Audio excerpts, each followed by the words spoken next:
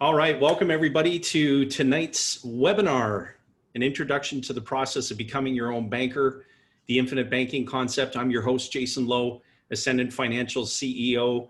I am very excited to be here with all of you, and I hope that you're as excited to be here with me. We're going to have a wonderful webinar. We're going to provide ample opportunity for Q&A. Can't wait to engage with you on your thoughts and questions that come up as we go through the webinar. And what I would encourage you to do is, as we're going through the content, as questions come up for you, please go ahead and type them in so that we get them captured as we go, because we're going to allow for a really good Q&A session at the end of the webinar, and questions are good for the benefit of everyone who's in attendance. And so thank you to all of you again for being here. We know that you could have been doing other things with your time and you chose to spend it here with us. And for that, I am super grateful. Thank you.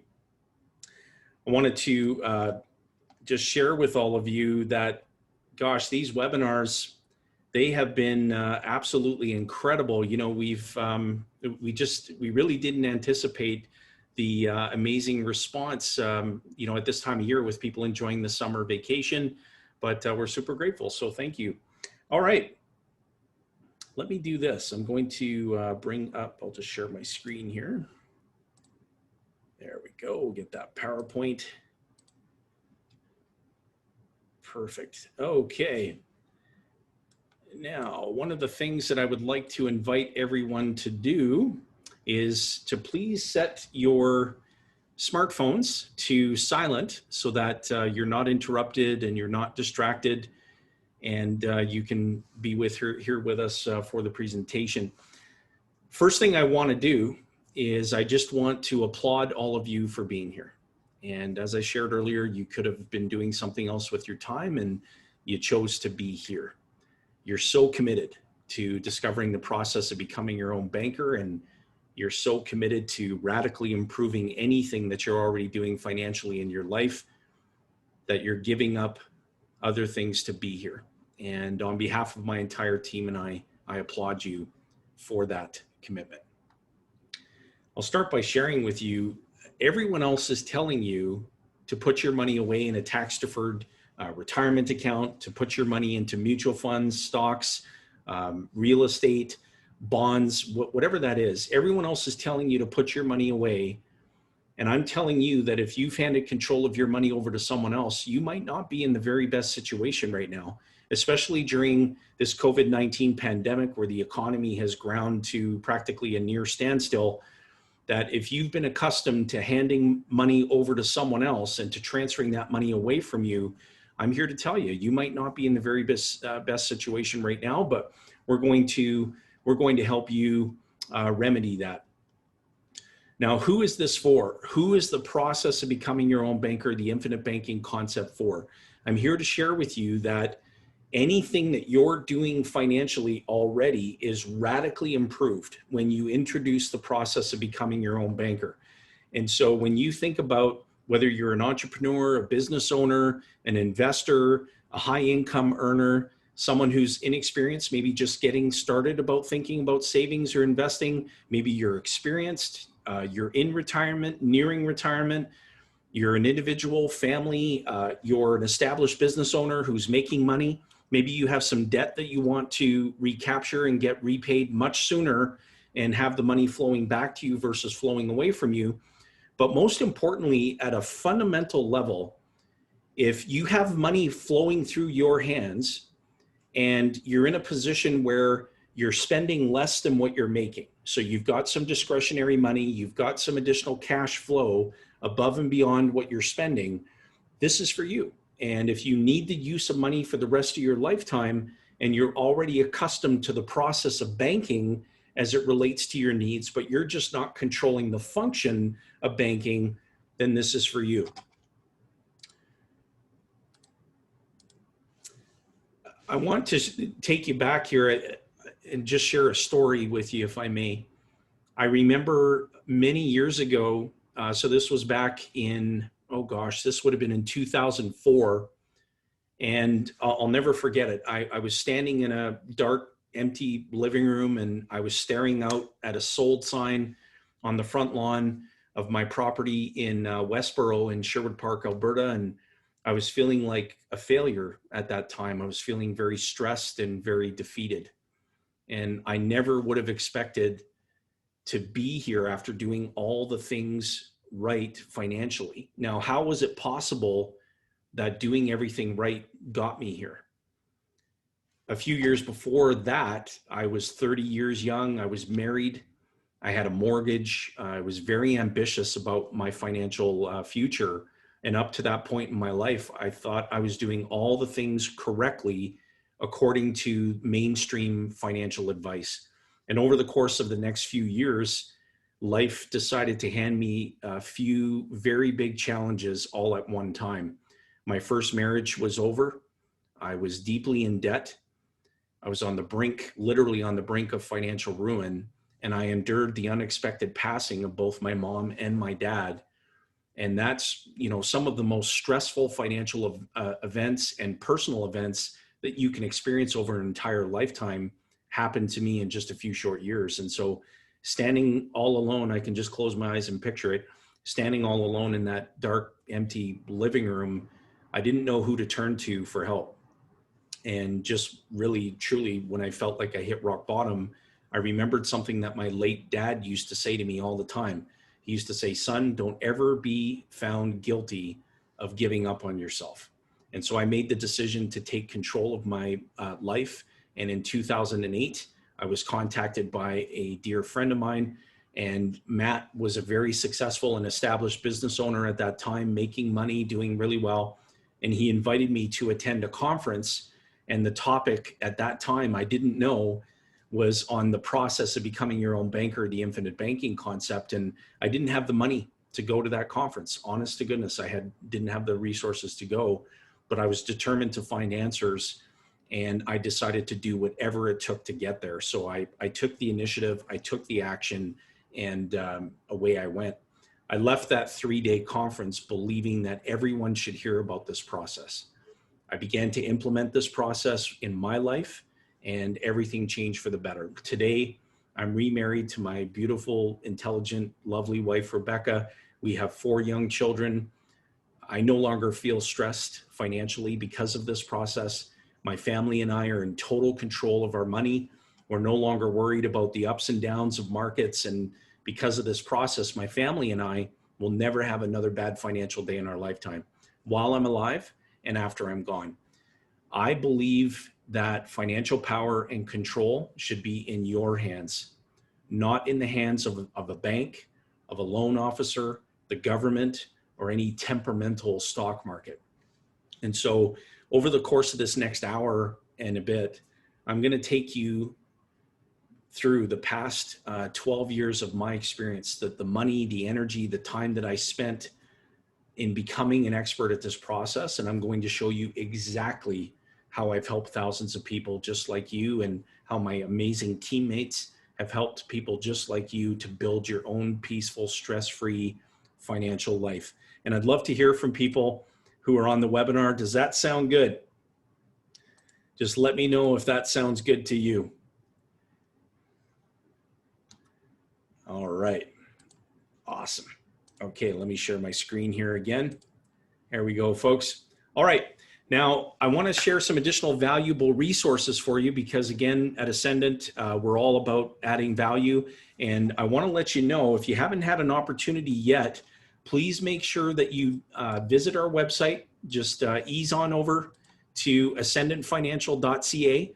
Again, that's ascendantfinancial.ca. And on the website, you're going to find an abundance of resources, including our bookstore. So under the resources tab, if you just visit the bookstore, and during tonight's webinar, if at any point during the webinar you find yourself thinking, hey, this is a really amazing process, I want to continue to learn more about it, just make sure that you get your hands on a copy of R. Nelson Nash's book titled Becoming Your Own Banker. And you can see that right on my screen here. We sell it for less, and we ship anywhere in Canada. So make sure that you add that to your library. I would also encourage you to take a moment and just go through our vision so that you can understand exactly who we're growing into as a company, and just how much passion we all have and how I decided to make what Nelson Nash created, the process of becoming your own banker, my own life's work. And so I would encourage you to visit that. Now, in addition to that, on YouTube, if everybody likes the YouTubes, if you head on over to YouTube and you look up Ascendant Financial, so again, that's Ascendant Financial Inc., you're going to find our YouTube channel that was just recently launched, and we have a whopping 26 subscribers up to this point. Now, we also have Wealth Without Bay Street, which is an amazing podcast. And so if you head on over to Wealth Without Bay Street on YouTube or wealthwithoutbaystreet.com, you're going to see just an abundance. It's here on the screen of episodes. We would encourage you to take in the podcast. You're going to love it. There's new episodes that get launched literally every single week. And this is a wonderful channel for you just to stay informed on the process of becoming your own banker. Isn't that good? All right, let's carry on. Now, I want to talk about how the infinite banking concept got started. Back in the early 1980s, now for some of you on the webinar, you may remember this period of time. In the early 1980s, inflation skyrocketed and interest rates peaked at 21.5%. Now, if you found yourself in a position where you owed a lot of money to third-party finance companies, to commercial banks, et cetera, you were in a world of trouble at that time because your payments would have increased dramatically. And what ended up happening to our Nelson Nash at that time, he found himself in a position where he owed $500,000 on mortgages because he was quite active in real estate investing at that time. And so he found himself in a very bad situation. Now, up until that point, all of the real estate gurus were saying, listen, you should access someone else's money. So utilize someone else's money to go and buy all of this real estate. All these gurus were telling him, you can't go wrong. Real estate just goes up in value. But nobody told him what happened when the interest rate lever went the other way. And so naturally, he found himself in a position where he thought, okay, if I try to talk to somebody to say, how do I get myself out of this financial mess? The advice that I'm going to get is just sell the real estate. But he thought to himself, what fool is going to buy that real estate from me in this current interest rate environment? And so he was in a bad situation financially, not to mention he found himself in a really bad health scare where he had to have his heart replumbed in 4 different places. And he used the analogy, he said, listen, everybody needs a heart in order to live. And when he got his heart replumbed in 4 different places, he was on a heart and lung machine for several hours during that surgery. And he said, obviously, I don't remember the experience. All that I know is that I was just existing. I was alive, but I wasn't truly living. I was merely existing. And when you think about his financial circumstance at that time, it took him 13 years to get out of that situation. He didn't realize that he had the solution right in front of him. He could access policy loans from the life insurance companies at about 8% interest. He owed the lenders 23%. He didn't realize that the solution to the problem was right in front of him. So he cranked up these life insurance policies with large premiums, and it took him 13 years to get rid of the commercial banks. Now, again, remember, this problem started back in the early 1980s. 13 years later, the commercial banks are gone, and Nelson and his wife, Mary, did not see a commercial bank for anything other than the convenience of debit for the rest of their lifetimes. And that created a very peaceful, stress-free financial life. Now, going back to the heart and lung machine, when Nelson said, listen, I knew I was alive, but I wasn't really living. I was just existing. He was comparing that to what most people do. We know that everyone needs a heart. We would all agree on that. Banking is the most important business in the world. Now, if you think about the banking system as a heart, it's pumping money, right? Pumping money to where it's needed, and it flows through you and me. And where does it end up? It ends up right back into the banking system. The issue is how much of the banking function do you control as it relates to your needs? It's important to remember there's only one pool of money in the world. It's inconsequential that there are many different institutions that handle that pool of money, and there's many different currencies. There's only one pool of money in the world. And what Nelson saw is that he was pumping money into the pool the wrong way. He had to go through the bankers, the toll takers, the gatekeepers, who were all making money off of him and abusing him. He realized that what he needed to do is he had to crank up large life insurance premiums inside of dividend-paying, participating whole life insurance policies.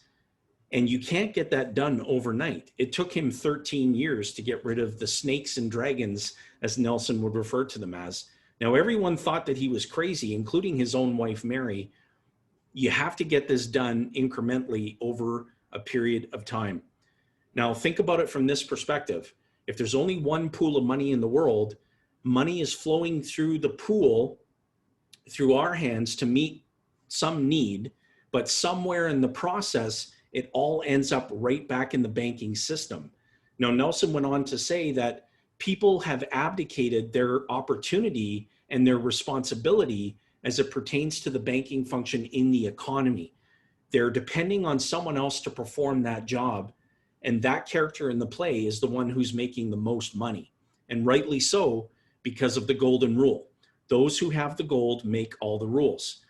And I would say that the person on the street in Canada today, they understand the subject so poorly that they're doing the equivalent of living off of a heart and lung machine 35% of the time. It's absurd. Now, what I mean when I say 35% of the time is that if you take a look at, again, just the average Canadian family, more than 34.5 cents of every dollar that flows through their hands is flowing away from them in the form of interest. And when you think about how money is flowing through your hands right now, I would invite you to ask yourself this question: how much of the money that I'm making is flowing through the books of someone else's bank? So I'll ask you that again. How much of the money that you're making, doesn't matter what the source of that money is, whether it's T4 income, dividend income, interest income, doesn't matter. How much of that money is flowing through the books of someone else's bank? Because I talk to people every day, as you can imagine. I just spent the latter part of this day, or the earlier part of this day, pardon me, wall-to-wall meetings, talking to people just like you. One of the questions that I ask is, how much money do you make? And what's the source of that money? And then once a person understands the problem, they understand that they're not actually making that money, they're just handling it. So most of you on the call, you're likely earning a T4 income. Who gets the money first before you do? Your employer deposits that money directly into someone else's bank. It's absurd. It doesn't need to be that way. You can take control of this function as it relates to your needs, and we're going to describe how to do that. Now, what I want to talk to you about is how to create a system in which you can control everything about the banking equation as it relates to your needs. Whether it's your family, whether it's your business, or all the above, you can control that function in your life. And we're going to talk about how to do that. Now, the book that started it all was Becoming Your Own Banker. This book was authored by the late R. Nelson Nash. He also wrote the books Building Your Warehouse of Wealth, and he co-authored the book titled The Case for IBC. Now, you're going to receive a link. It's either going to be texted to you or it's going to be emailed to you. And that link is going to take you directly to our bookstore so that you can purchase a copy of the book and add it to your own library. It's a 92-page read. It takes less than an afternoon to get through, and it is the Bible of the process of becoming your own banker. So if you haven't read that book yet, you have an opportunity. I wholeheartedly encourage you to add it to your library. And if at any time during this webinar, you find yourself thinking, you know what, I really want to have someone on Jason's team sit down with me and look at my financial situation and help me understand how I can become my own banker, we have a Becoming Your Own Banker call designed exactly for that. You're going to receive an invite throughout this webinar, and it's going to invite you to schedule that call. So if you find yourself thinking, this is something I want to know about how it can work in my life, schedule that call. It's included with your webinar. All right, and if you like what you hear and what you talk about on that call, that's great. And if you don't, as long as you leave happy, that's okay too. Now, it's something that Nelson used to say all the time. What a peaceful, stress-free way of life it is when you get the banks out of your life. I want to hear from you in the chat window. Tell me if that statement resonates with you. Let's just take a second. I want to hear from folks. Let me know if that statement resonates with you. What a peaceful, stress-free way of life it is when you get the banks out of your life. Tell me if you agree. All right, awesome. Thank you for the engagement. Okay, now the very first principle that must be understood is that you finance everything that you buy. You either pay interest to someone else or you give up the interest that you could have earned otherwise. It doesn't matter. I talk to people every day who say, well, I don't owe anybody anything. I don't have any outstanding loans or credit card debt or student loans or lines of credit. It's impossible to owe nobody nothing. If you own a home, you have to pay property tax. If you don't pay the property tax, you're in trouble. When you go to the grocery store and you wheel the cart of groceries up to the teammate that's gonna process your order, it's impossible to owe nobody nothing. Unless you're homeless and destitute, you're always working with money. And Nelson used to say that regardless, you're always working with borrowed money. Because if you are accustomed to paying cash for things, which many of you likely are, whenever you pay cash for something, you're permanently giving up the opportunity to earn interest on that money, not only for your generation, but for every generation that comes after you. The loss opportunity is permanent. The whole idea of the process of becoming your own banker is to recapture the interest that one is paying to banks, to finance companies, for all those major things that you need throughout your lifetime, whether it's property, whether it's business expansion, business acquisition, whether it's vacations, education, weddings. Think about all the things up to this point in your life that you needed money for. And when you acquired those things, you permanently transferred the money away from you. This process is all about recapturing the interest, all about having that money flow back to you versus flowing away. The whole objective is to keep the money in the family. Now, one of the fundamental truths that's important to recognize is that your money must reside somewhere. The question is, how much of the banking function do you control as it relates to your needs? Someone has to perform the function of banking in your life. It should be you.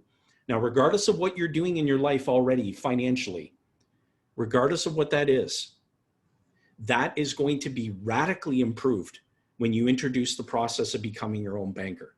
So this is not about an either or. I just want to emphasize that with clarity. This is not about evaluating, should I become my own banker or should I invest some money in real estate? Should I become my own banker or should I put money into mutual funds or registered retirement savings plans? Should I become my own banker or should I invest in the stock market? It's not an either or, it's an as well as. Recognizing that anything you aspire to do financially or anything that you're already doing financially is radically improved when you become your own banker. So this is an as well as, not an either or. Now, I want to talk to you for a quick moment about getting into the grocery store business. Now, you may be thinking to yourself, listen, I came to learn about becoming your own banker, not about how to get into the grocery store business, but this is really important and fundamental to understand, because if you can grasp this grocery store example that I'm about to lead you through, the rest of becoming your own banker is ridiculously simple. So let's talk about getting into the grocery store business. Let's consider a business in which you are both the buyer and the seller of the same product. Think about it. As human beings, we all need to eat. And where do we go to get our food? The grocery store. Now contrast that with banking. As human beings, we all need the use of money. Now, where does that money flow? It flows through the books of someone else's bank. So consider a business in which you're both the consumer as well as the seller of the same product. Now, your market is unlimited. Everyone uses groceries, no different than everyone uses money. Someone has to perform the function of distribution. When you need money, You utilize the convenience of debit, your credit card, etc. All those transactions are flowing through the banking system. When you need to purchase food, somebody has to perform that distribution function. So we need to study the business, which is why you're here on the webinar. You're studying the business of banking. We need to buy a superior location. We need to build an attractive building. We have to stock it with high quality merchandise. And think about this. We have to turn over the inventory, right? If the inventory isn't in motion, imagine what it would be like if you went to your grocery store and they didn't move any of the bread, butter, eggs, all of the things that you know you need. Well, the food's going to rot. So we have to turn that inventory over multiple times. It's no different in the banking business. Money has to move. If it's not in motion, it's not worth anything. So when you think about the more you turn it over, the more profitable your business becomes. So again, think back to this grocery store business for a moment. If you can turn the inventory 20 times per year, you can retire early. Now, I want you to think about this analogy for a second, and I'm going to utilize a can of peas in this example. Most people have no idea that in the grocery store business, the margins are very slim. They're very slim. So if you think about this, if we have a can of peas that comes in the back door of the store and we sell it out the front door, we have to sell it for more than what we paid for it in order to earn profit. So let's presume for a moment that we purchased that can of peas at 57 cents and we can sell it out the front door at 60 cents. So we're making 3 pennies for every can of peas, right? Now, knowing that you're the one that owns the business, I'd like to ask in the chat window here, let me know if you would be the business owner that takes the can of peas out the back door because you own the business, right? You're the one that calls the shots. Or would you pay retail and take that can of peas out the front door through the cash register? Let me know what you would do. I'd love to hear from you. Okay, so I have someone that indicated out the front door. Rebecca, she indicated back door. Michael said front door. Curtis, front door. Steve, front door. Steven, front door. Okay, so the majority of the answers are the front, going out the front door. Thank you. Because just imagine for a second, if you took that can of peas out the back door, how much money did you make? Nothing. But how much did you pay? 57 cents. And so in order for you to make up for that one can of peas that went out the back door, you have to sell 20 cans of peas to make up for the one can that walked out the back door. The reason is that you're only making 3 pennies on every can of peas that you sell. So you got to sell 20 to make up for the one that went out the back door. But here's something that's even worse. When your employees witness that behavior, what are they going to do?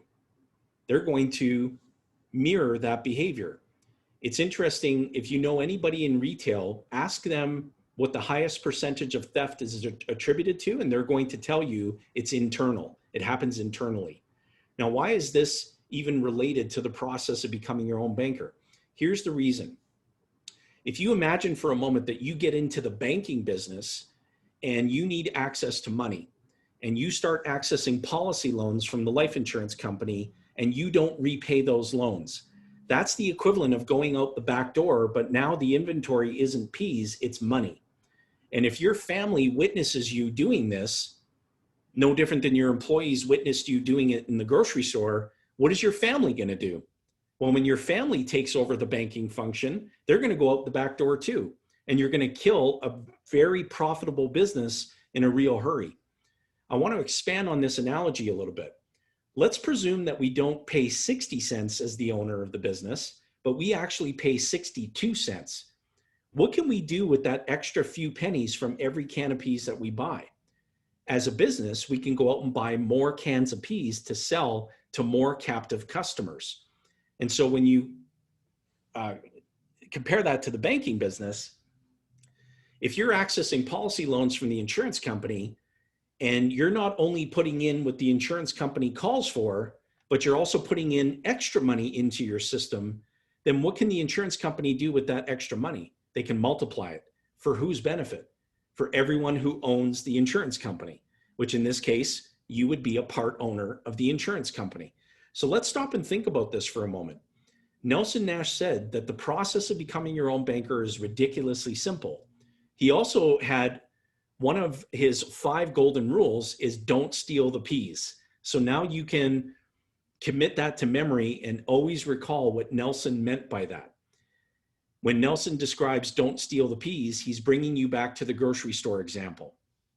Now, we understand don't steal the peas. Can I get a heck yeah in the chat window? Tell me that you're tracking what I'm sharing with you here. Let me know that you're picking up what I'm laying down. Okay, so we know that we're going to get into a business. We have to study that business. We need to build an attractive building, or in this case, put together attractive policies. We need to stock our store with high quality merchandise. We need to stock our banking business with money. And up to that point, we haven't made anything because we haven't transacted anything. So the only way for us to begin to produce profit for our business is we have to open the doors and start transacting. That's the very same thing that you need to do in your banking business. You can't let capital sit still. You have to get going. You have to get in process. All right. Now here's the problem. First and foremost, if you don't understand the problem, the solution just won't matter.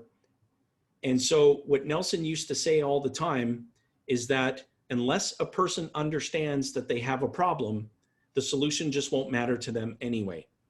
And so if you imagine if I started this webinar and I dive right into policies and the process, and we don't recognize that there's a problem, then my time spent on describing the solution will be wasted because it just won't matter to you. Now, this gentleman here that you see, R. Nelson Nash, God rest his soul, we were blessed beyond the definition of good fortune to be mentored by Nelson for so many years. Sadly, we lost Nelson last March. He passed away. And however, in September of 2017, I commissioned a documentary film on Nelson.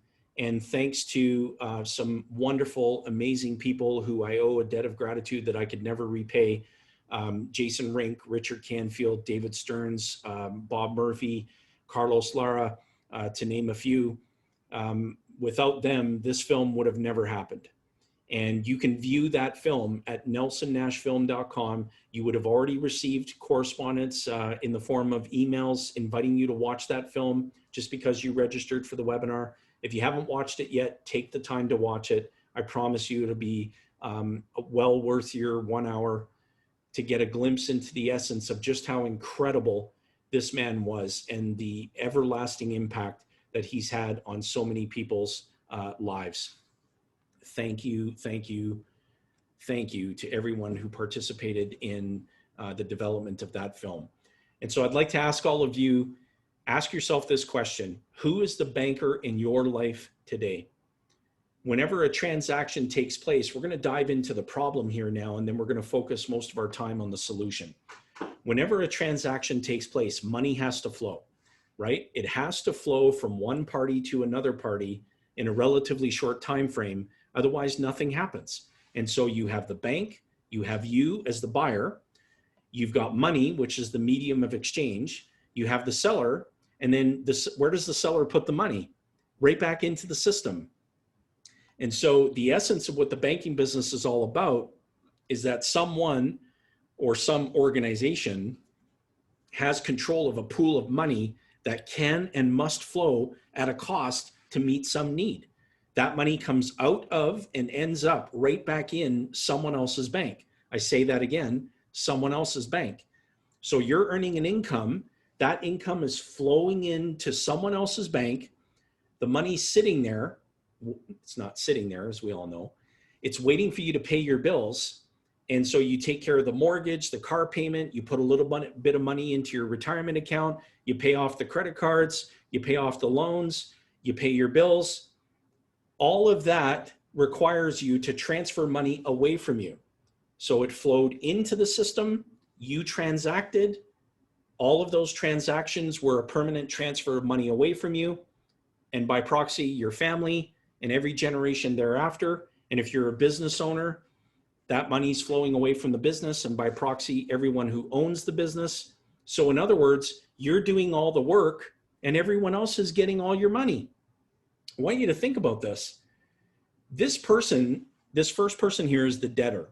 So this is the person that, let's say, for example, you need a vehicle and you go to the bank and you say, I want to qualify for a loan to buy this car. The moment that you purchase that car, you're in debt. So you're starting at a negative balance and you have to make payments. So you're making payments every single month, but you don't own anything until you make the final payment. Now, this person sees the interest because it's part of their payment. And then they go into debt again, and then they make payments. They go into debt again, they make payments, and so on and so on. Now, the saver, let's see if there's any difference between the debtor and the saver. The saver doesn't see the interest that they're giving up the opportunity to earn. So this is the person that says, I'm not going to borrow money from a commercial bank to go buy the car. I'm going to save up money because that's what I was told to do. Anyone who's had an influence on me in my life regarding money, they said, no, you don't want to go into debt. Debt is bad. Save the money. Well, where are they going to save it? They're going to store that money inside the books of someone else's bank. And then when they have enough to go buy the car, they wipe out their savings. So they end up in the very same place that the debtor did, right back at the zero line. Then they have to immediately start saving to go buy the next car. But they think to themselves, oh, I'm not paying any interest. But nobody sat down with them and said, let's calculate all the interest that you're giving up the opportunity to earn. And so is there any difference? Is there any difference between the debtor and the saver? They both had the same objective, which was to buy the car. They just purchased the car by utilizing a different process. One person had to pay interest to access someone else's pile of money, and the saver permanently gave up the opportunity to earn interest because they parted ways with their own cash. So both methods involve a permanent transfer of money away from you. Every payment that you make is a deposit into someone else's bank. So I would like for you to remember that. Every payment that you make is a deposit into someone else's bank. The solution is to take control of that function as it relates to your needs and to become your own banker. Now, you remember the fundamental truth. The fundamental truth is that your money must reside somewhere. Again, your money must reside somewhere. Now, let's go through a fun thought experiment here. I want to talk about the perfect investment. Now, Carlos Lara does a wonderful job in the book titled The Case for IBC, which again is available on our website. And Carlos describes this fun thought exercise. If you could invent a type of asset from scratch that had no drawbacks, what would it look like? And so we've gone through this thought exercise with so many different people, and it's kind of odd how Carlos was spot on with the responses that we get. So we get responses like a high rate of return, a consistent rate of return, conservative, so it has to be safe, it has to be liquid, guaranteed, there has to be tax benefits or even tax-free, no market volatility, it yields income besides a capital gain, it's creditor protected, it's inflation protected, you're in a position of control, it's transferable, it's easy to manage, there's no hidden fees or penalties, and it's reputable. What I would invite you to do is I would like for you to take a look at your various assets and simply identify which of the features from the list on the left-hand side here your assets are doing well on and which of the features they fail to satisfy. I've got a surprise for you. This list of attributes comes pretty darn close to describing a dividend-paying participating whole life policy. Let me expand on that. The policy itself, so this tool called a dividend-paying participating whole life insurance contract, this is just a tool. And when you're thinking about the process of becoming your own banker, this policy is a tool that you utilize to implement a process. Now, what's so important for me to instill upon everyone in the webinar is that If we put the best tool for the job in the hands of someone who doesn't know how to use it, not only are they not going to turn out any good work with the tool, but they're likely going to break the darn tool. So for me, in the description of this tool, it's important for me to emphasize with you that you need a coach. You need someone who can help you and coach you on how to utilize this tool. And we truly believe that, you know, we're best suited for that role, having practiced this process in my own life for the past 13 years and having a wonderful team and a rapidly expanding team of people across Canada who coach and mentor clients every single day. Now you're going to end up working with a coach, and it may not be us. So just make sure that you work with someone who is thoroughly familiar with this process and someone who is an authorized practitioner with the Nelson Nash Institute, an Authorized Infinite Banking Practitioner, of which all of our coaches are. Now, let's dive into the tool a little bit. The word participating, what does that mean? It means that you become a part owner of the insurance company, and you participate in the profit generated from every product that the insurance company provides to the marketplace. Now, ideally, you want your policy or your system of policies to be with a mutual life company. The reason is that a mutual life company is only responsive to the dividend-paying participating whole life policy owners. They are not responsive to stockholders because there are no stockholders. And so if you can store capital inside of a business that's never failed to produce profit, that is only responsive to the whole life policy owners, has never failed to produce profit, has generated a surplus every single year since inception, and you know that that money cannot be repossessed, it's contractually guaranteed to grow on a daily basis, there's no pandemic or bad economy or stock market manipulation or government intervention that can take any of that accumulating value away, how much capital do you want residing there?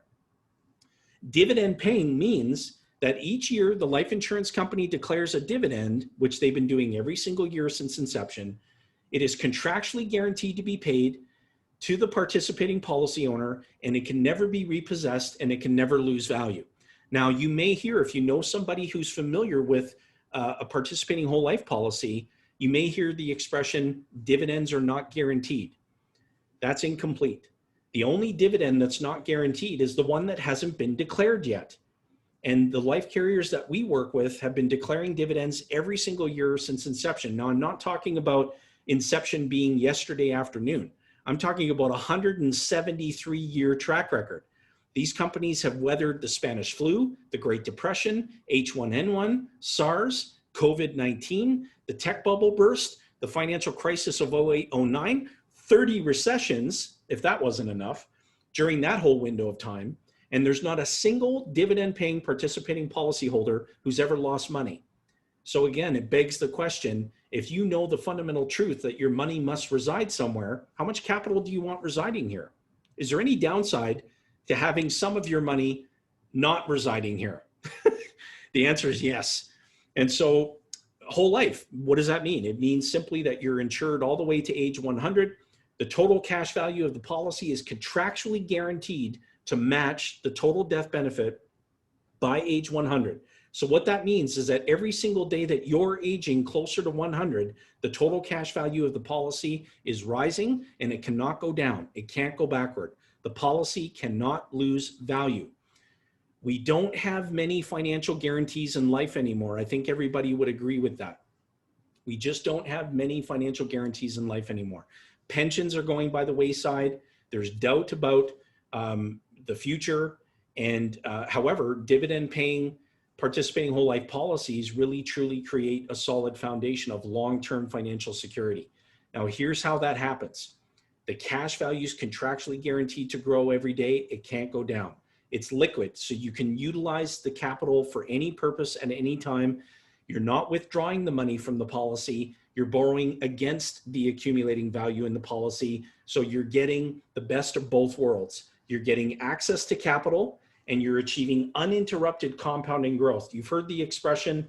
Now, I don't know if Albert Einstein actually said this, that compound interest is the eighth wonder of the world. I think he actually said compounding numbers, but we like to say that uninterrupted compound interest is the ninth wonder of the world. You're not penalized for accessing it early like you are a registered retirement savings plan. There are several tax advantages, both personally and corporately. So show of hands, how many of you are business owners on the webinar and you're making money? Raise your hand.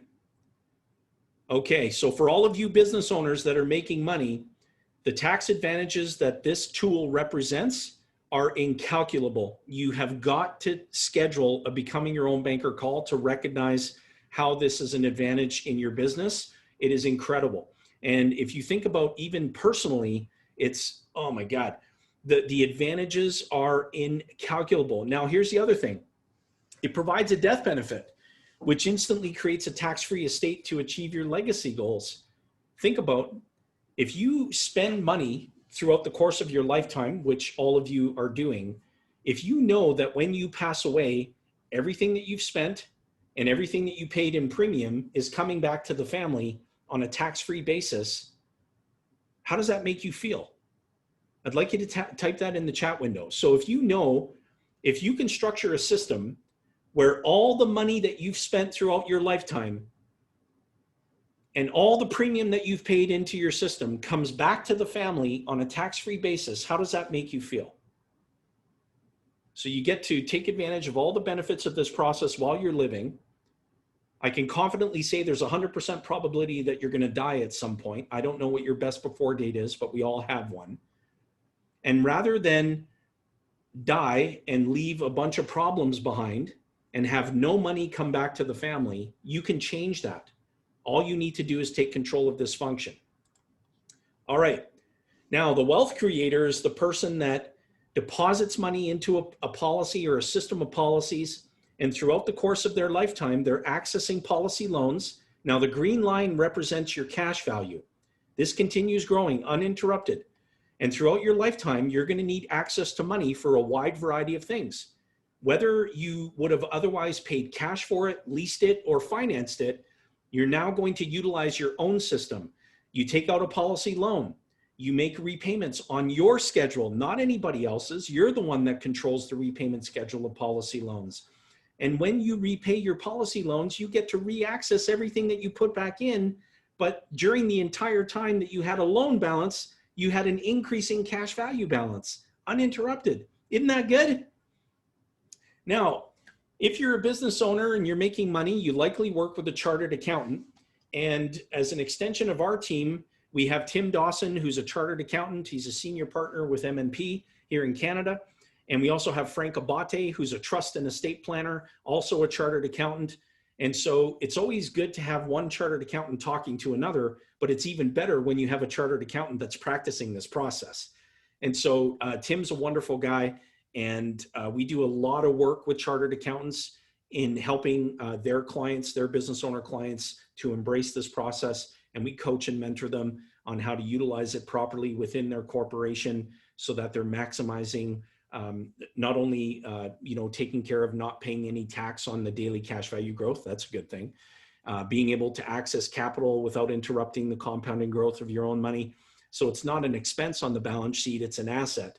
And so if you work with a chartered accountant, when we connect with you on your Becoming Your Own Banker call, one of the things that we'll offer to do is connect with your chartered accountant to help them understand this process as well. And I can't thank Tim enough for the kind words that he shared here in his testimonial.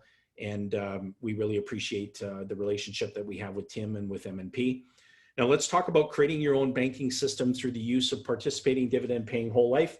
First thing I want to touch on is Nelson Nash's 5 golden rules. Now you heard me mention this earlier when I said Nelson had 5 golden rules. Here's the first one. Think long range. So you need to think 3 generations past your own. If you don't embrace this process and you don't implement this process in your life, you're going to continue to transfer money away from you and from every generation that comes after you. Think about that. Secondly, don't be afraid to capitalize. Is it not true that presently all of your money is flowing through the books of someone else's bank? How soon do you want to change that? Don't be afraid to capitalize your system. The more capital you put into your policy or your system of policies, the more capital you get out. It's ridiculously simple. It doesn't need to be sensationalized. Don't steal the peas. Everybody remembers that from the grocery store example. Don't do business with banks. Every time you borrow money from a commercial bank, you're contributing to inflation. Whenever you borrow money, the bank creates money where no money existed before. That's why, if you think about it, think about what you paid for a candy bar and a can of pop when you were 5 years old. Now think about what you would pay for that same candy bar and that same can of pop today. Even though it costs way less to manufacture that product today than it did when you were 5 years young, it's not that the cost went up to produce the product, it's the value of the dollar was driven down. The reason is banking. The commercial banking system, the central banks have created one of the biggest financial messes that we've ever been experiencing in this world. Life insurance companies cannot inflate the money supply. I say that again. Life insurance companies cannot inflate the money supply. And so don't do business with banks. The fifth golden rule is to rethink your thinking, because it's so important to understand this. I'm going to describe what Nelson talked about as the 4 characters in the financial play. So the first character in the financial play is the depositor. The second character is the borrower. The third is the banker. The fourth is the bank owner. Now, for most of you on the webinar, we have 73 people on the webinar right now. For most of you on the webinar, you're only 2 of the 4 characters in the financial play. You're the depositor because your income is deposited in the books of someone else's bank, or you're taking money down to the bank and depositing it there to make payments. You're the borrower because you're accessing money. Even when you're paying cash, you're working with borrowed money. You're not the banker, because when you need access to someone else's pile of money, you have to go through the banker, and the banker determines who gets that access. And you're not the bank owner. When the bank declares profit, and we know that banks are making record profits in the lowest interest rate environment that we've ever been in. Isn't that interesting? And when profits are earned, the stockholders, the bank owners, they have an expectation of receiving a share of that profit. So if you can become all 4 characters in the financial play, you're the one that's going to accumulate wealth, and more importantly, keep it in the family. Isn't that good? All right. I want to talk to you a bit about a couple of existing clients that are just awesome. Now, I'm going to bring up a different part of my screen share here. I'm going to start with Alan and his family. Now, Alan, he heard me speak in a presentation just like this one. And when he had the opportunity to get the book, Becoming Your Own Banker, he eased on over to the website, got a copy of the book, scheduled a call, he implemented the process, and here's what he's been able to achieve. I just want to show this to you because it's so powerful. Bring this up here for you. So Alan, let me just share with you a quick excerpt from what they've been able to achieve. So once they began implementing this process in their life, after 3 years of building their policies, they had already acquired enough cash value that they could withdraw enough money to pay off the bank mortgage on rental real estate properties 13 years early. I say that again, 13 years ahead of schedule. That was a huge accomplishment, knowing that they were now using IBC and practicing it as intended.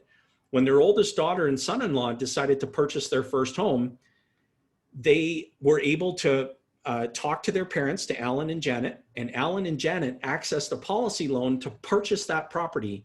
So now all of the money is flowing back to the family versus flowing away from the family. So rather than their oldest daughter and their son-in-law making payments to another bank, that money is now coming back to the family. Thus the idea of keeping more money in the family. Isn't that good? And so that's just one example. In this case, Alan and Janet, they've accumulated a large portfolio of real estate, and now they own that portfolio free and clear. And so they have all that money flowing back to the family versus flowing away. Now, second is David. So David, again, was someone who completed a class just like this one a few years ago. And here's the question that he asked me at that time. He said, can you take a look at my financial situation? Can you help me to implement becoming your own banker in my life? And I said, yeah, we have a meeting scheduled just for that purpose. And he attended that meeting. He implemented the process in his life. And here's what happened with Dave. So let's go up to Dave here. So in Dave's circumstance, now he's been practicing this process for over 7 years. And 2 years after opening his first policy, they took basically paid off the bank loan on his wife's vehicle. They redirected the payments that would have otherwise gone to a commercial bank back into their own family banking system. 3 years later, in year 5 of their program, they took out another policy loan. They skipped the bank entirely, and they used the money to buy a brand new SUV. And now, after 7 years, their mortgage came up for renewal. And instead of renewing the mortgage with the bank, they took out a policy loan from each of their 5 policies in their family, and they paid off the mortgage completely. Those are just some of so many examples. Now imagine if you're Dave and you're sitting down thinking, gosh, how am I feeling after doing this? He communicated to me that exactly what we strive to achieve, which is a very peaceful, stress-free financial life. And so if Dave can do this, if Alan and Janet can do this, who else do we have here? Justin, being able to finance one's own purchases without paying interest to a bank is great. If you think about their examples and how they were able to utilize this process in their own lives, I want you to think about your own financial circumstance right now. Think about all the principal and interest that you've paid to someone else's bank up to this point in your lifetime, and how life would be different for you financially if you had that money flowing back to you versus flowing away. Type into the chat window. I want to hear about how that would make you feel. Please take a moment to do that. Now, I'm going to take a quick second here and now we talk about vehicles, but I don't want you to just think about cars. I want you to think about anything that you would be spending cash on, that you would lease, or that you would finance in your life. Cars is a simple analogy that people tend to resonate well with, but we understand that for most people in their lives, car payments never end. Now, before I dive a little deeper into this example, if you find yourself thinking, okay, this process of becoming your own banker is something that I want to know how this can work for me, we have a Becoming Your Own Banker call designed just for that purpose. If you're asking, hey, Jason, can your team take a look at my financial situation and help me understand how to become my own banker? The answer to that question is yes. You're going to receive an invitation to schedule a Becoming Your Own Banker call. It's included with the webinar. Don't bring any money to that meeting. Nobody's going to ask you for any. The whole purpose of that meeting is to help you understand how this process can be implemented in your life.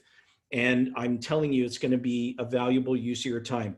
Now, if you go through that meeting and you enjoy the conversation and you think there's a basis to move further, that's great. And if you don't, as long as you leave happy, that's okay too. All right, so each of these methods in car payments involves a permanent transfer of money away. The first method is leasing. So we call that a no purchase payment plan. You're making a bunch of payments, but you're never buying anything. The second is financing. That's a post-purchase payment plan. You don't own anything until your final payment. The third is cash. We call that the pre-purchase payment plan because you have to save up money on the books of someone else's bank and then withdraw it all, transfer it all away from you, and you still achieve the objective of buying the car, but everyone else got all your money. With each method above, who's getting all the money? The banks, someone else. Now, a couple of questions. How many vehicles have you and your family purchased up to this point in your lifetime? So let's go ahead and type that in the chat window. Okay, we've got 6, 2, so that's 8. Another 8 is 16. 6 is 20, what is that? 24, 22, pardon me. Another 6, that's 28, 3, 6. Okay, so I'm going to stop at 50 cars here. Now let's say that the average purchase price of a vehicle is, I don't know, let's call it 25,000 bucks. So let me just take out my trusty iPhone calculator and let's go 25,000 bucks over 50 vehicles. That's $1.250 million that's been transferred away permanently. And how many more vehicles are you and your family going to purchase throughout the remainder of your lifetime? Ask yourself this question. From all the vehicles that you either paid cash for, leased, or financed, how much money do you have from those cars? The answer is none. You transferred it all away. People are likely to spend more money financing vehicles throughout their lifetime than they will ever save for retirement. Isn't that scary? Now, in my own vehicle example, I just want to share this with you just to put some context behind it. So if you envision for a moment, we've been capitalizing policies, right? So we're putting money inside these participating dividend-paying whole life insurance contracts. We're accumulating cash value that's growing on a daily basis, uninterrupted. We have death benefit that's thrown in for good measure. And I decided in September of 2017 to purchase a Ford Explorer. The reason I decided on a Ford was because during the financial crisis, Ford was the only motor company that did not participate in any of the TARP bailout money. And in fact, the Ford Motor Company has several $billion of cash value inside of dividend-paying participating whole life policies. And so I decided that I wanted to buy this Ford. And so I could have paid cash for it, I could have leased it, or I could have financed it. Those would have been my three options if I had known nothing about becoming your own banker. I decided to take out a policy loan. So I contacted the insurance company. I took out a policy loan. The only two questions that they asked me were, would you like us to electronically deposit the money in your checking account, or would you like us to mail you a check? Now, type into the chat window, is that an easy way to access capital? I took the policy loan. I didn't interrupt any of the cash value that had accumulated in my policy, which in this particular policy was about $120,000. It had a death benefit, which is higher now, but at that time, the death benefit was about $920,000. I took out the policy loan. The insurance company put a lien on my death benefit for the $55,000 loan, but all of my $120,000 in cash value continued growing. So when I drove that vehicle off the lot, my net worth was going up, not going down. Isn't that good? I capitalized my system. I accessed policy loans. I decided to repay my loan on my terms, right? So it's my terms, not anyone else's. I set my interest rate at 10%. The insurance company only called for, at that time, it was about 7.5% simple interest. I decided to repay my policy loan at a rate of 10%. The rate doesn't matter to me. It's all about the volume, and it's all about who's getting the money. All the money's going back to my system, my insurance company that I'm a part owner of. The insurance company is putting that money to work for the benefit of the owners of the insurance company. Think about the grocery store example, right? There's the difference. Rather than pay 57 cents or 60 cents for the can of peas, I'm paying 62 cents, right? So rather than repay my policy loan with the amount of simple interest that the insurance company calls for, I'm putting in more money into the cash register so that the insurance company can multiply that money for my benefit and for everyone else who co-owns the company. No different than the grocery store. That's the click in the analogy that I really want everyone to pick up on. Now, I set the repayment terms of the loan. The money came from the insurance company, so my own cash value kept growing uninterrupted. I own the car right from day one. When I took out a policy loan, it's not reported to TransUnion or to Equifax. It's a private loan, a private contract, a private company. I like my privacy, much like all of you do. And I am in a position of total and absolute control. And God forbid, if I passed away and there was still a policy loan balance outstanding, the death benefit wipes out the policy loan balance and the remaining proceeds go to my family, income tax free, and my family still owns the car that I used the policy loan money to buy. Isn't that good? Who's got all the money? Who's got the car?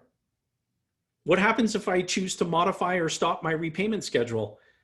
Imagine it during COVID-19, people who had ready access to money from the insurance company. We had so many clients that called us and said, we could reach through this computer and wrap you in a bear hug because we know we're going to be okay. We can access policy loans and we control the repayment schedule.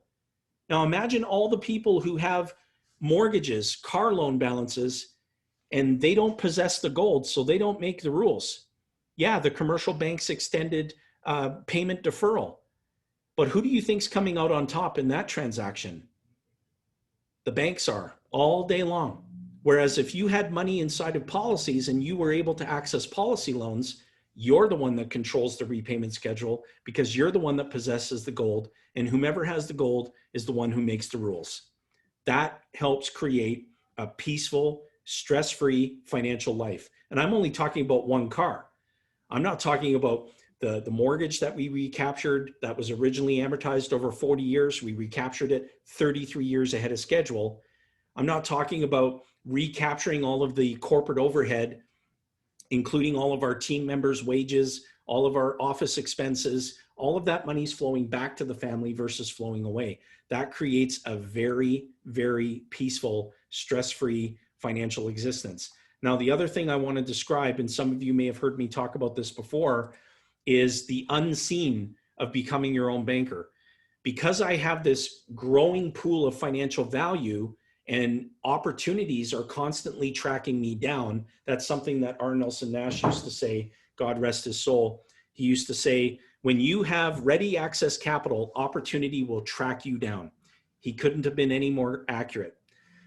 I'll give you an example. So during COVID, many people began to take advantage of the convenience of Amazon. This business called Amazon, e-commerce in general represented about, 2% of overall retail sales, across the globe. Imagine what that percentage has jumped up to now.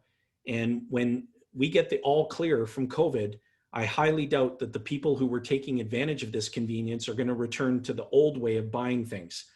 I had an opportunity to invest some capital in an Amazon store, an existing store. So the store owner approached me and said, hey, I've got an opportunity to purchase some product and earn some really good margin. I just don't have all the capital because it's tied up in products in my store. Would you like to participate in this opportunity? I had ready access capital. Opportunity tracked me down. I decided to take advantage of that opportunity. Here's what happened. I said, look, I'm going to lend you the capital, but I'm only going to do it on one condition. We have to split the profit 50-50. And if you like that arrangement, we'll keep doing it. How does that sound? So the store owner said, great. So I took out a policy loan. So remember, I have cash value in my policy. I'm not interrupting one penny of that cash value. I called the insurance company. I said, I'd like a policy loan for $20,000. They said, absolutely. Do you want us to mail you a check or electronically deposit the money in your account? So I got the money electronically deposited. I lent it to the store. They purchased the product. 3 months later, we sat down to tally up the sales and the profit so we could split the profit 50-50. Here's what happened. When I took out that policy loan, there was simple interest that began accruing on that policy loan balance. Now, if you know about simple interest, you know that it's calculated daily and it compounds once a year. So 3 months later, I had $330 of simple interest that accumulated on that policy loan balance. When we added up the sales and the profit, my share of the profit was $2,469 US. And so my carrying cost on the policy loan was $330, which is a tax deductible expense to me because I used the money to produce taxable income. So in this case, how did I do on this transaction? I talked to the store owner and I said, listen, I'd like to do this again. How does that sound? He said, sure. 3 months later, we just completed our second 3-month period, and my share of the divisible profit was just over $2,500 US. So how am I doing? I used the life insurance company's money to take advantage of an opportunity that tracked me down, and I'm producing this $2,500 plus US dollars on a quarterly basis. I think I'm doing okay. So naturally, I asked the store owner, how would you like another $20,000 to add to the equation? He said, that sounds good to me. I've never had such easy access to capital. So this is the unseen of becoming your own banker. Now, let's not forget, my total cash value in the policy is still growing uninterrupted on a daily basis. That cash value growth is $65 a day, every day. So that's what enabled me to add more capital to the equation. So I'm taking financial energy away from the commercial banking system, and I'm adding financial energy back to my own banking system. Isn't that good? Type in the chat window if you think that's an awesome, awesome example of how to take advantage of opportunity that will most certainly track you down. Think about a time in your life when an opportunity tracked you down and you didn't have ready access capital to take advantage of that opportunity. You can change that situation. Isn't that good? All right, so let me just share this. One of the most common questions, again, that I get asked is, Jason, will your team take a look at my financial situation and show me how to become my own banker? The answer is yes. We have a Becoming Your Own Banker appointment. It's designed specifically for that purpose. That's the process of getting started. That's your next step, is to schedule that call. Now you're going to receive a link to book that. So make sure you check your phone. If you may get it in a text message, check your email. That's where you're going to find it. Now I want to share with you, you don't have to purchase a policy or a system of policies from us. There's lots of great people that you can work with, but I would beg you, please don't try to do this yourself. Households and business owners who do this right, they all have a good coach, and I recommend getting a coach. And when you choose who you're going to work with, here are some things that I would invite you to think about. Firstly, you've got to be careful about the life carrier that you place your policies with to ensure that your policies are designed properly. Secondly, most people who are selling life insurance do not have expertise in this area. They might know a lot about the tool, but if they don't know how to use it, not only is no good work going to get turned out with the tool, but you're likely going to break the darn tool. So make sure that you work with somebody who specializes in the process of becoming your own banker. Thirdly, you should choose someone who's an authorized infinite banking practitioner with the Nelson Nash Institute. Here's what that means.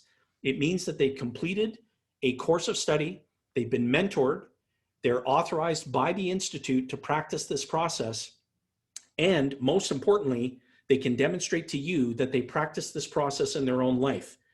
Now, our team at Ascendant are the very best at coaching and mentoring households and business owners who are making money on how to implement this process. And so I would invite you to schedule your Becoming Your Own Banker call. You'll be glad you did. You'll be paired up with an amazing, experienced, authorized practitioner on our team to help coach you and guide you through this process. Now, before we dive into some Q&A here, I want to just also share with you that the reason that you should do this in your life now is that you deserve the outcome now. The longer you wait, the more you penalize yourself. What's the cost of doing nothing? What's the cost of one more year, just one more year of all your money leaving your family or your business permanently? What's the cost of giving up all the interest that your money could have otherwise earned? Schedule a time to meet with us. It's included in the webinar. Now, if you're committed to this, click the link that you received, schedule that call. Are you committed? Raise your hand. Raise your hand if you're committed. Let's see some hands go up. We've got 69 people left on this webinar. We're up to 14 people who have raised their hand. 17. Come on. 20. 22. 23. Raise your hand if you're committed. 27. 28. 29. 30. The list. Keep going. Let's go. Raise your hand if you're committed. If you haven't raised your hand yet, I'm talking to you. If you're committed, raise your hand. There we go. I want you to picture a day when financial control is in your hands, not the bank, not the government, and not some risky stock market. Picture a day when your spouse says, thank you for not making me wait 30 years to enjoy the lifestyle we want today. Picture a day when your finances are exactly where you want them to be. And you know with certainty that you have the freedom to travel when you want to travel, relax when you want to relax, and serve when you want to serve. I'm going to leave you with this before we jump into Q&A. I was 24. I'm 46 this September. I was 24 years young. I had all my belongings packed in my Chevy Beretta. I was ready for that 3-day journey from Timmins, Ontario to Edmonton, Alberta for a new life. And I was standing in the foyer of my dad's home, and he wrapped me in this big bear hug, and he said, son, I'm really proud of you. Drive careful. Call me when you get to Edmonton. Don't get any speeding tickets along the way. I got pulled over by the RCMP right outside of Winnipeg, and I got my first speeding ticket. And when I arrived in Edmonton, I didn't call my dad. I got straight to work. And 3 weeks later, I was sitting down to dinner with my team, and I remembered to call my father. I excused myself from the table and I made the phone call, and my stepmom answered the phone. And when I asked to speak to my dad, she said he was in the bathroom. Did I want to wait? And I said, no, I don't have a half an hour. Can you please let him know I apologize for not calling sooner? Things are going great here in Edmonton, and I'll catch up with him as soon as I can. The very next morning, I was paged to pick up an urgent phone call. And when I picked up the phone call, it was my stepmom, and she was frantic. She told me that my dad had passed away earlier that morning, suddenly and unexpectedly. And I was, of course, completely devastated. Now, I know it's human nature to procrastinate and that we always think there's going to be time. But what I learned is that you can't wait. When my dad died unexpectedly, I felt lost and full of regret that I had let him down. Since then, I've dedicated my life to helping people just like you to live a fulfilling life now so that there are no regrets later. You deserve a life of no regret. You deserve to be in control of your financial future. You deserve a lifetime of abundance. So join me and let's get you the life that you deserve. Thank you so much to everyone who attended the webinar. We're going to open it up for Q&A. So just go ahead and type in the question window. Let's bring up those questions. Let's bring up those questions. All right, so we've got 4 in the Q&A, and then I'll dive into actually the chat window here because there's quite a few great questions here. Okay, so one of the questions was, what is the coaching cost? So we do not, we're not a fee for coaching firm. So coaching is included in what we do for our clients. We get compensated when a policy is issued. The life insurance company has a compensation schedule that they put into place, and we're paid very well for getting those policies put into place with the life insurance company. And all the coaching and the mentoring is included in what we do for our clients. And so there's no additional cost associated with that. Can you buy a policy with a one-time large upfront premium? Unfortunately, that's no longer possible, but thank you for asking. Okay, so let's go into the chat window. So I am retired. I have money in my corporation. Would your strategy help me? Bipin, I hope that I pronounced that properly. Please forgive me if I didn't. The answer to your question is yes. Schedule a call. I'm Kim. I'm 60 with no dependents and looking for passive income for retirement income. Would this work for me? Yes. Tisring, I hope I pronounced that right. Can you give me some other examples of IBC benefits? Not the Amazon example you showed, just a plain example, lifetime policy with IBC. The answer is yes. Schedule a call and we'll show you as many examples as you want to see. Is it possible, or we already answered that? Vince says, very good webinar. Thank you, Vince. And someone indicates Jason has our unequivocal, I think that's, is that Sandy? Yes, thank you, Sandy, you're awesome. I can't see the name of who typed this, Amy. So Amy types all bold, so she must have been yelling at me. How can you prove this? Well, Amy, I'm not sure I understand your question. How can I prove what? What specifically are you asking me to prove? Let's see. A ton of great comments, people saying great webinar. Can registered investments be transferred to fund a policy? So this is a very good question that we receive often.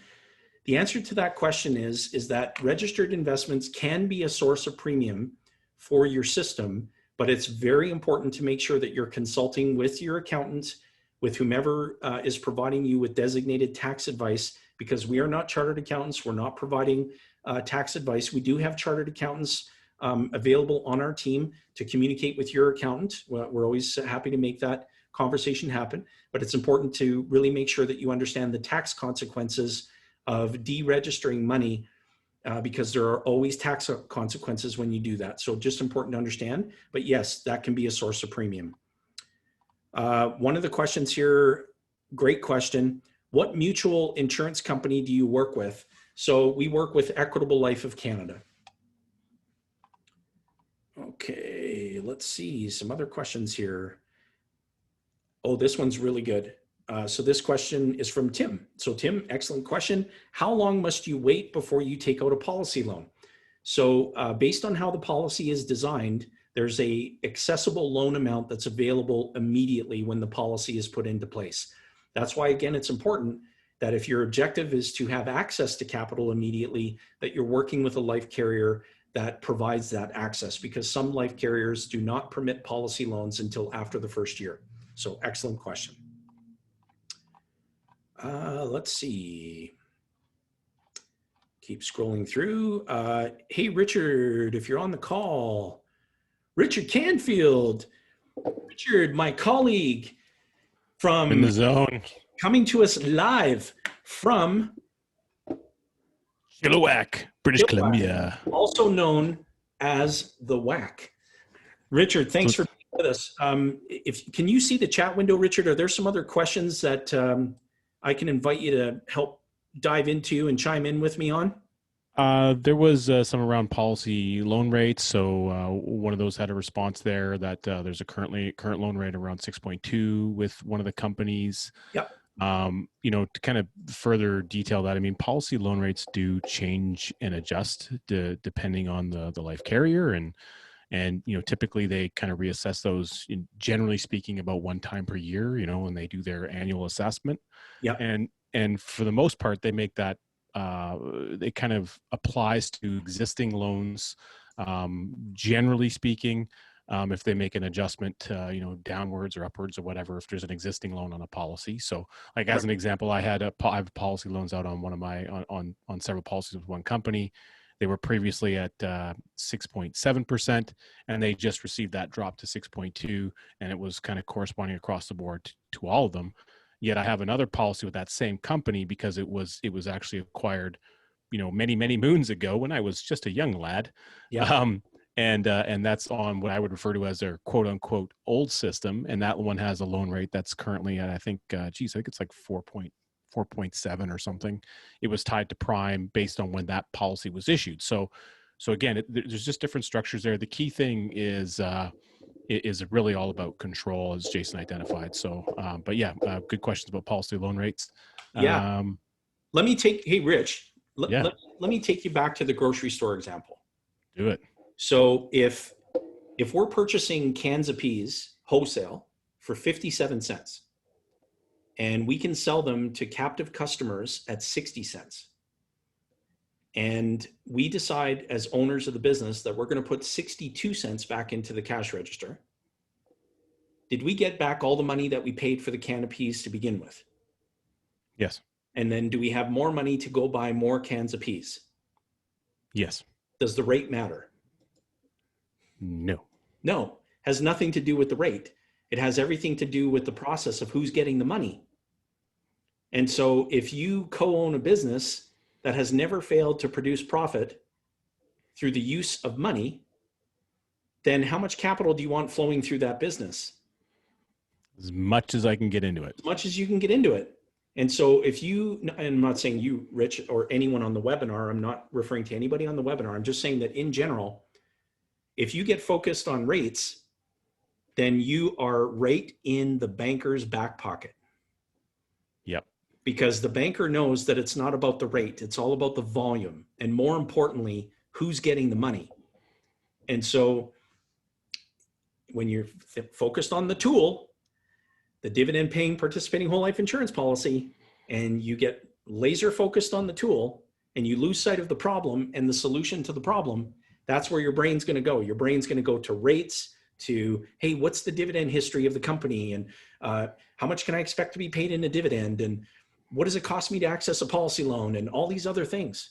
None of that stuff matters if you can't tie back to how it's helping you solve your problem. So unless you understand the problem, the solution just doesn't matter. And with all due respect to all my amazing colleagues out there who sell life insurance, we're distinguishing between a product and a process. So most of the questions that I'm seeing here are product focused. And what's super important, because this is most people's first exposure to the process, is that I would invite everybody on the webinar. Ask yourself, who is the banker in my life today? How much money has flowed through the books of someone else's bank, yet I was the one that did all the work to earn that money? How much of that money has been transferred away from me? Am I committed to changing that? And if I'm committed to changing that, and I understand that the solution is becoming your own banker, the policy is just a tool that enables me to implement the solution, nothing more. Isn't that good? Absolutely. All right. And, since that, we've had a couple of additional good comments come in, and, there's one here. I think this was asked, a slightly different way earlier, is, do you recommend getting a corporate or a personal policy? Interesting enough, Jason and I think it was this last week, Jason, we just recorded a podcast episode on that. That's in post-production. Yeah. And so it's going to speak to that. And the reality is, everyone's situation is different. There's advantages to a corporate policy. There's advantages to a personal policy. Yeah. It really just depends on how you're structured as a family. And some, in your situation, if you have a corporation, it may still make sense for you to have the personal policy, and it might make sense for you to actually have both. So it really just depends on the customization that's necessary, and what are your objectives, and then how is that money flowing, and how is it being protected in the process as well. So there's some intricacies there, and that's part of the one-on-one conversation that you get to have with a coach. That's awesome. Thank you. And another good one here that came in is, what are you foregoing when you have an outstanding loan? That's an interesting way that question was phrased. Like, if you're talking about an outstanding policy loan, then what you're foregoing is the migraine that you used to have when you were dealing with the commercial bank. And you don't have to take a Tylenol. So you're foregoing the absence of control. When you have a policy loan, you're in a position of total and absolute control, and you're not giving up the interest that your money is still continuing to earn inside the policy on a daily basis. Whereas if you borrowed the money from a third-party lender or an outside lender, then whomever has the gold makes the rules. Remember the 4 characters in the financial play: depositor, borrower, banker, bank owner. When you implement this process in your life, you become all 4 characters in the financial play.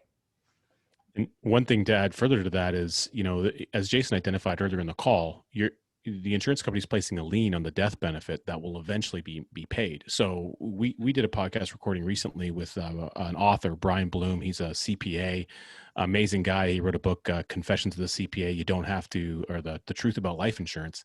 And in our conversation, one of the things that Brian said, and we had Jason and I both in stitches, he says, look, I went and bought a retirement condo for my wife and I so that we could live closer to our kids and our grandkids. It's like, well, I could have bought the condo a number of different ways, but when I took a policy loan and I paid cash for the condo, all I was doing was buying the condo from my future dead self. Yeah, I remember Brian saying that. And so what are you foregoing? Well, okay, so you're giving up some of the death benefit that'll be eventually paid, but you're making a choice about when do you want to use the money. Do you want to use it while you're taking air into your lungs, or when you're 6 foot in the grave? You get to decide. That's one of the beautiful things of the program.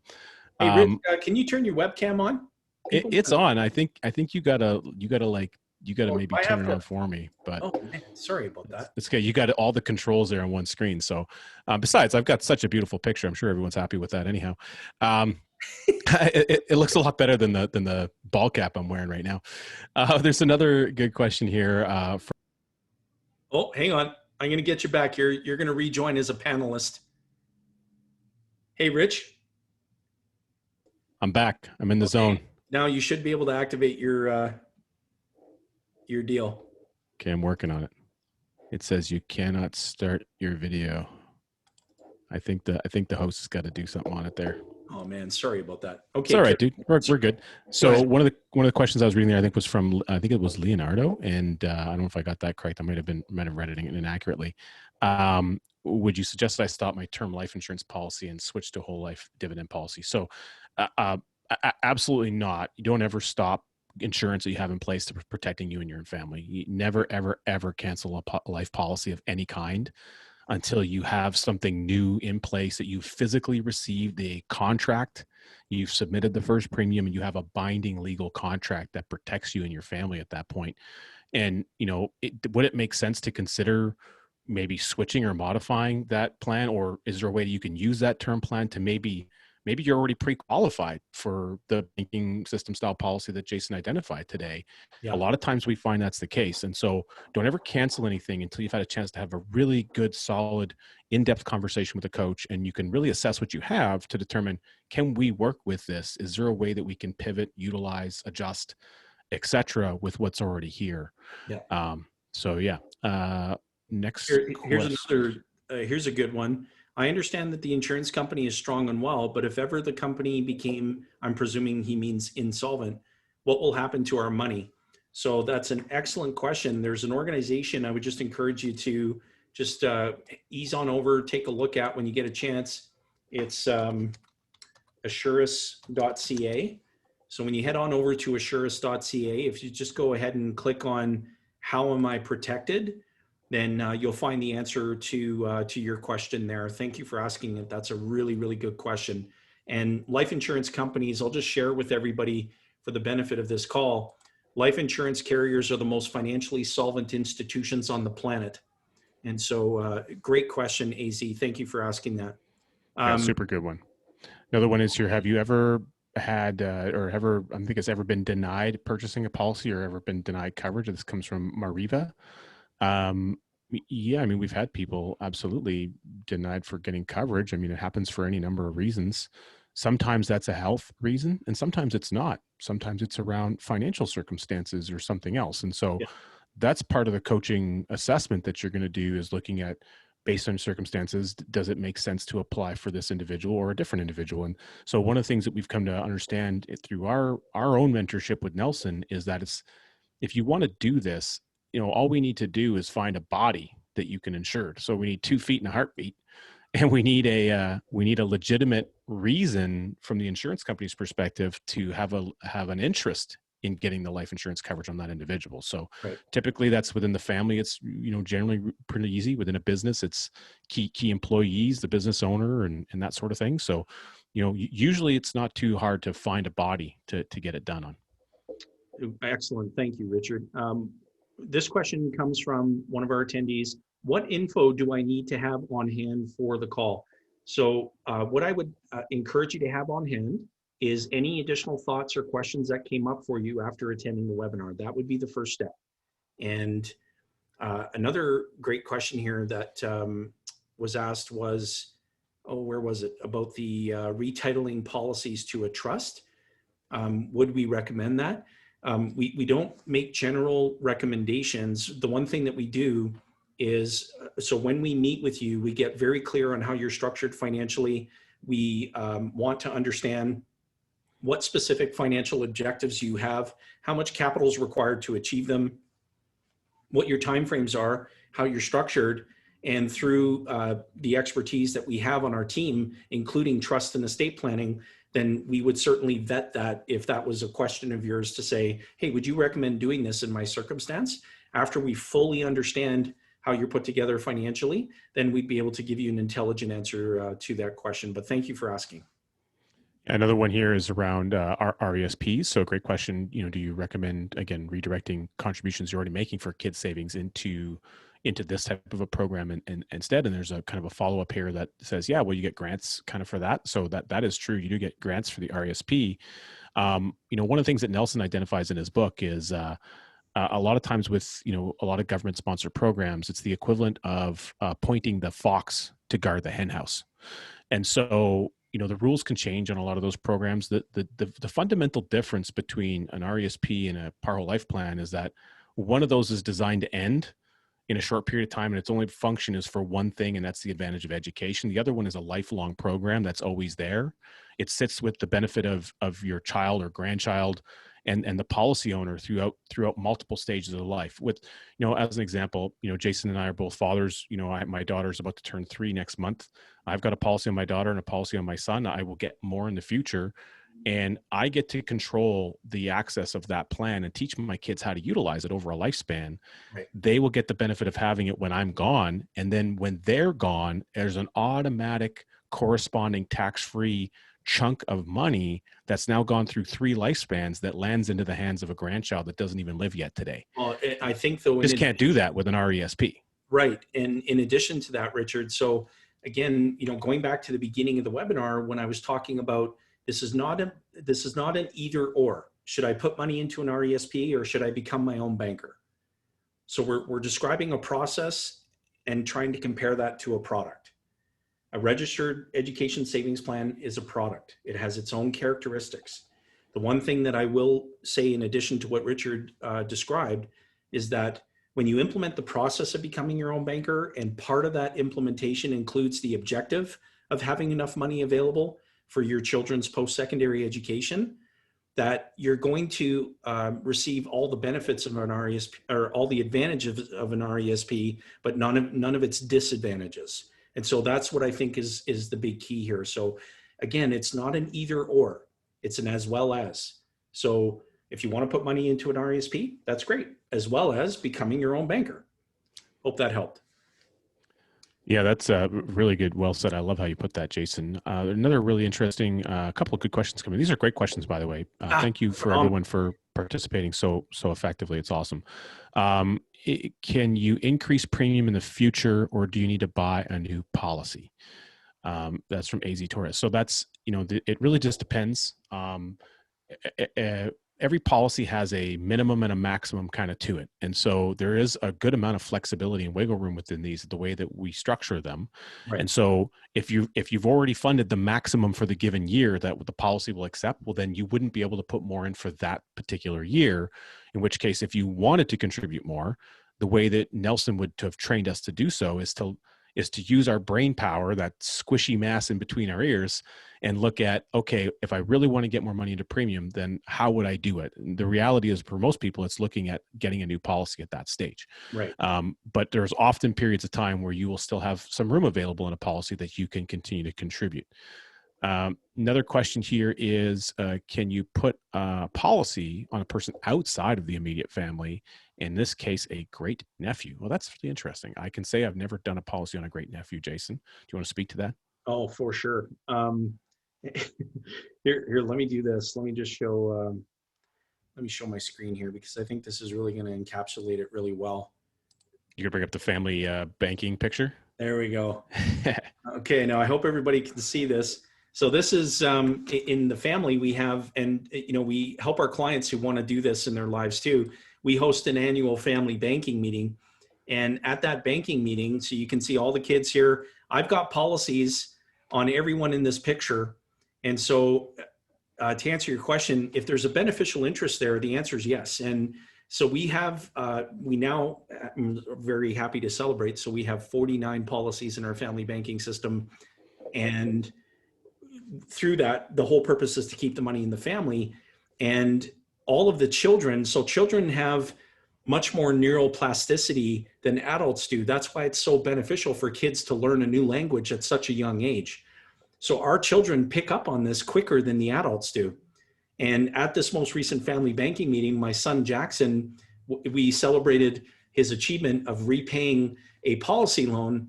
And he's already at 11 years young, he's using language like, it's all about keeping the money in the family. And, I need to access money, so I'm going to request another policy loan. And so it's just so important to recognize. And again, I'll take you back to the grocery store example. If my children and my extended family, if I was telling them, hey, I've taken out policy loans, but you know what? I don't have any intention of repaying them. Well, what lesson am I teaching my kids when they receive death benefit from my wife, Rebecca, and I? We're teaching them to not be good stewards of the family banking system. And through this family banking meeting, we're reinforcing all of the principles of the process, and we're teaching everyone how to keep the money in the family. And so the more policies you have, the more lives that you have insured, the better, because windfalls are going to come. Windfalls will come. People are going to pass away. And when they do, a big windfall of money is going to show up when it's needed the most, and it's going to replenish that asset back to the family. Isn't that good? On that note, Jason, I just want to, add, so Nelson, again, Nelson Nash, he left us, he graduated, not quite 2 years ago now. And when Nelson passed, there was still 3 policies that he owned on 3 ex-business partners from real estate deals he had done like back in the 80s that he didn't even speak to or communicate with after those deals were over. Once the beneficial interest was established to initiate those policies, it couldn't be taken away. He owned and controlled that private contract. Well, those policies outlived Nelson. They're still in force today. And someone in Nelson's family line is going to receive those death benefits. And before that happens, they have access to all the cash that's been accumulated. Very good. You just can't top anything like that. Yep. And in all the businesses that I have an ownership interest in, that's one of my criteria for becoming a co-owner in any business that I'm involved in. I have to be able to ensure the life of the key people that are in that business. Otherwise, I'm not interested. Just looking for another body. that represents a significant advantage. And here's a great question. What kind of insurance for IBC, whole life or universal? What's the difference? First of all, thank you. I think it's Marivi. I hope I pronounced that right. Thank you for asking a really good question. I'll just say this. I've personally never illustrated, purchased, or sold a universal life insurance policy. And following the good guidance of our Nelson Nash, I would certainly never recommend it for the implementation of becoming your own banker. The universal life insurance is a product. It's a tool. It serves a purpose, but it is not suited or suitable for implementation of the process of becoming your own banker. It does not possess the characteristics that are required in the tool to implement the process, and be happy to have an expanded conversation about that, Marivi. It's a little bit more than the scope of this webinar, but that's really all that I would say about that. But thank you for asking a really good question. And if you want to read further as well, if you've ordered a copy of Becoming Your Own Banker, the book, I mean, Nelson himself identifies and expands on it a little bit on page 39 of the book. So he expresses his own thoughts on universal life and why he would never recommend or sell that type of a product to basically to anybody. Yeah. So for the purpose of IBC, it's not just whole life. It's participating dividend-paying whole life. You can go buy whole life insurance that is non-participating, and that is not what we are talking about and what Jason's identified in this call. Yeah. And I'm going to hop over to the question and answer window because there's some really good ones here. Jason, is this solution appropriate for people with existing debt and no savings or investments? So the answer to that question is maybe. It would be important for you to schedule a call because, there might be some money available that can be found in your financial situation that you may not be aware of. And so it'd be important to have a fresh pair of eyes. Just take a look at how you're operating financially right now to see if there is additional cash flow that can be made available to capitalize your system. Think about the grocery store, right? You have to capitalize it. You got to buy the merchandise. Okay, an anonymous attendee, that drives me nuts. Don't be anonymous. Tell us who you are. Hi, could we go back to the Excel spreadsheet you were showing? Did you include the transaction cost of purchasing the policy? Par policies are very expensive, so I'm not sure if the income made from the loans will offset the cost. Let us know who you are and I'll be happy to answer your question. I don't talk to anonymous attendees. At death, did the beneficiaries receive both the cash value and the death benefit? Great question. Richard? The answer is the cash value is a representation of the death benefit that will eventually be paid. Yeah. So wherever the cash value is in any given day, it's the present value of what the future death benefit basically is. Right. So the insurance company is growing the cash value for the purpose of paying the eventual death benefit. Right. So when the death benefit is paid, you receive the death benefit, and the cash stays with the life company because they were using that for the purpose of paying it. If you have an outstanding policy loan, that loan gets paid off with the death benefit proceeds first. The net remainder is slid over tax-free to the very happy beneficiaries. Yeah, and I would say in addition to that, based on what you described there, you can never pay in to the policy what the insurance company is going to pay out. It's impossible. You will never pay in what the insurance company is going to pay out. And remember that the total cash value of the policy must grow to match the total death benefit. And you could just never pay in what's going to get paid out. And so it's just an amazing warehouse for your wealth. Do you have a representative in Manitoba? Thank you, Neil. The answer to that question is yes. So be sure that when you get your link to schedule a Becoming Your Own Banker call, that you click through that link and get that call scheduled, and we'll make sure that you're paired up with someone who's licensed in that area to assist you. What happens if the insurance company goes down? So as I mentioned earlier, Curtis, great question. Just ease on over to the website assuris.ca. That's Assuris, ASSURIS.ca, and just click on the How Am I Protected button, and that'll be great. Do you use companies other than Equitable Life, i.e. participating policies such as from Manulife Par? We utilize a number of different carriers. The answer to your question, Brad, is yes. And so we just go through an assessment just to determine which company would be best. But ideally, we want these policies placed with a mutual life company for a variety of advantages there. Let's see. There's a number back in the chat window. Okay, Go ahead. Go ahead, Rich. Yeah. Hop onto that. We're gonna take questions here for another 5 minutes, and then we'll give everybody the rest of their evening back. Here's a couple good ones. So is there excess premium room, if there is excess premium room available on a policy in a given year, does that extra amount carry forward to the following years? The answer is no, generally not.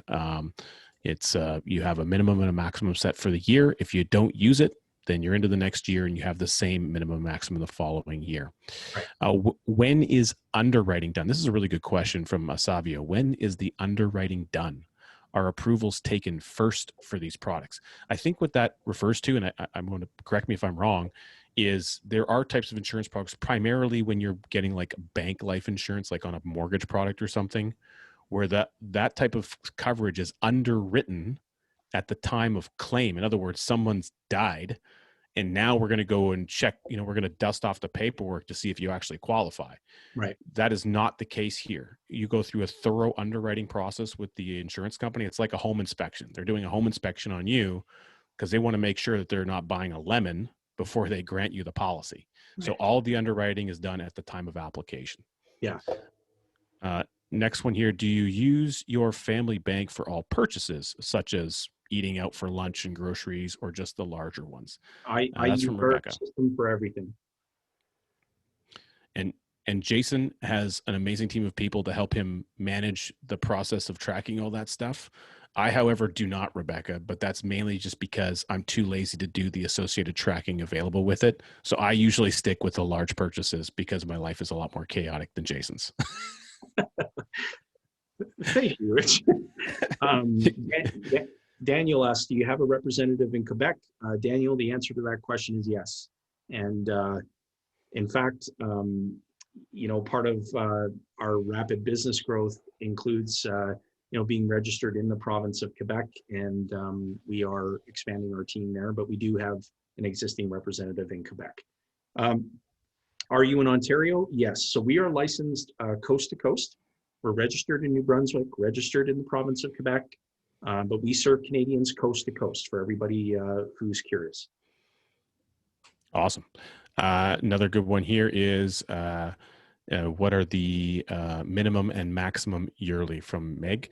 So the minimum and the maximum is going to depend on the size of your policy, and that's going to be customized based on you. So it really ranges based on individual's age and a variety of factors. So it's really going to be something where you'd have to speak to a coach on that kind of specifically. And then can you take it? I think the question is there a limit to how often you can take a policy loan? The answer is no. You can take policy loans as long as there's availability for the loan. Yeah. And it, again, there's the odd company where they might have a restriction on taking policy loans in the very first policy year. Yeah. But for the most part, that's not the case. As long as there's availability and there's equity in the cash value contract that you can access, then you would be able to take as many policy loans as you will like. And then I believe it's Meg. I hope I pronounced that properly. Which city, Quebec or Montreal? So I think that's in relation to the question about a representative in Quebec.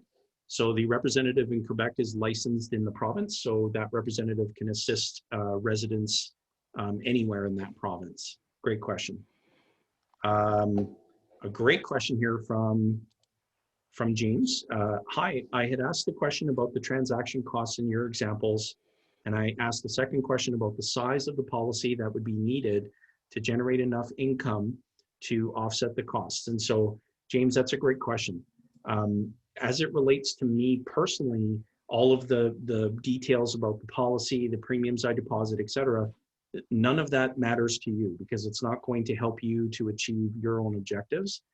What I'm trying to demonstrate there is to show you the process. And so what we would need to do in your case, James, is we'd have to take a look at what financial objectives do you have? How much capital do you need to achieve them? What are your timeframes? And then we would engineer the policy or the policies, and you would know exactly how much premium is required in order for you to generate enough capital to achieve your own objectives. And so thank you for asking that question, but that's more personal to you and should be focused on you, not on me. What else? Did have a nice little note from Amanda that she celebrated Equitable Life turning 100 this year, becoming a centurion as an insurance company, which is kind of nice. That's right. That's good. All right. Well, I want to thank all of you. We had 50 people. Well, we still have 50 people on, but we had like 68 people right after the webinar who stuck around for most of the Q&A. Can't thank all of you enough for being with us. So you know, if you're committed, if you want to do this, you know what your next step is. And so make sure that you schedule your call, get your copy of Nelson's book. You would have already received the link. Just click the link. We sell it for less. We'll ship it anywhere in Canada. Make sure you get your hands on that book. You'll be glad you did. But thank you. I wish all of you an amazing rest of your evening. And we appreciate all of you for attending. And thank you for the wonderful feedback on the webinar. Rich, can't thank you enough for helping me in the Q&A. You're awesome. And we'll look forward to the next webinar. Be sure to visit ascendantfinancial.ca. Again, I'm going to share my screen here. Be sure to head on over, visit ascendantfinancial.ca. And when you get there, just keep an eye out for upcoming events. So you click the upcoming event tab and you'll see that we presently don't have a follow-up webinar scheduled at this point. There will be a replay. That was one of the questions. Yes, there will be a replay that will be sent out to everyone who enrolled and attended and to everyone who enrolled and did not attend. But be sure to visit our website, take a look at our wonderful team of people. You can click on any of these folks and just get a sense of who they really are and get to know them a little bit better. Thanks again, everybody. Wish you a great rest of your day, and we'll talk to you all real soon. Thank you. All right.